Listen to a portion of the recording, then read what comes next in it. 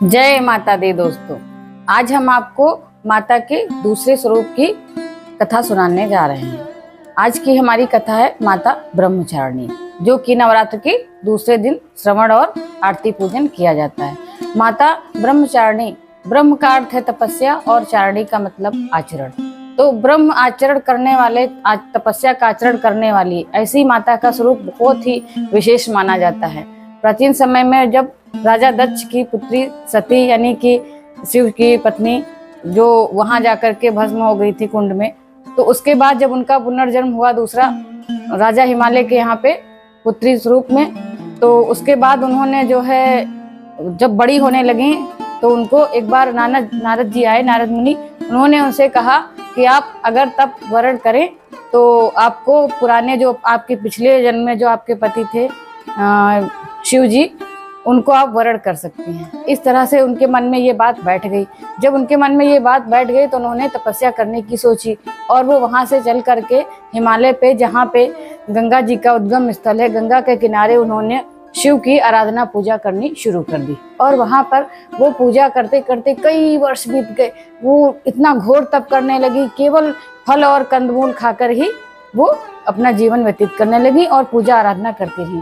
उसके बाद उन्होंने जब बहुत साल बीत गए, तब इन्होंने आकर के वहां पे जमीन पे बैठ करके दूसरी जगह पे केवल जो बिल्व पत्र गिरते थे उनको ही केवल खाती थी, सूखे बिल्व पत्र, और कुछ नहीं, केवल साग पे ही जीवित रही वो।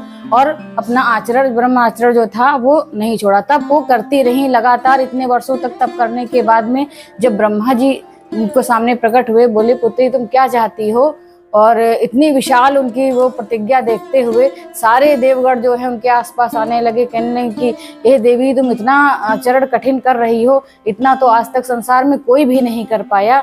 आपने सिर्फ शाक और कंदमूल फल खा करके ही इतना जीवन जिया है और अब आप सूखे बिल्व पत्र खा रही हैं। उसके बाद उन्होंने कुछ समय तक वो बिल्व पत्र भी खाना छोड़ दिए। जब उनको भी खाना छोड़ दिया तो उनको अब अर्पणा कहना जाने लगा। कहा कि देवी आपका नाम आज से अर्पणा भी कहा जाएगा। तो इस तरह से लोगों ने उनको वो नाम भी रख दिया। और आगे चल करके जब ब्रह्मा जी आए, उनसे बातचीत करी, कहा पुत्री अब तुम हट छोड़ दो, तुमने इतनी कठिन तपस्या करी है तो आपको इसका फल जरूर मिलेगा। तुम जिद छोड़ो और तुम्हारे पिताजी तुमको लेने के लिए आ रहे हैं और तुम अपने घर लौट जाओ। तुम जो चाह रही हो तुम्हें पति रूप में तुम्हारे पूर्व जन्म के पति ही मिलेंगे। तब इन्होंने अपना जो है छोड़ दिया, तपस्या करना रोक दी वहां पे। इनके पिता, उनकी माता मैना दोनों ही लोग आए हिमालय और मैंने उनको अपने घर ले गए। वो वापस अपने घर लौट गई। जब वहां वो गई उसके बाद उनको संदेशा आया शिव का, और शिव जी ने जो है पार्वती जी का वरण किया और उनको अपने साथ वहां पर लेकर के आए जहाँ पे शिव जी रहते थे। वहां ले आए कैलाश पर्वत पर और वहीं पे रहने लगे।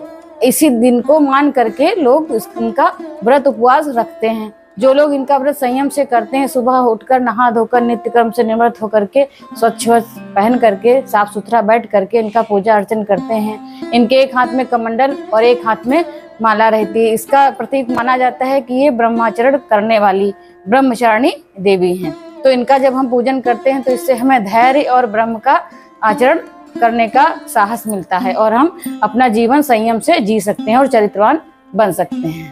तो दोस्तों ये थी आज की कथा। मिलते हैं कल एक दूसरी कथा से। जय माता दी।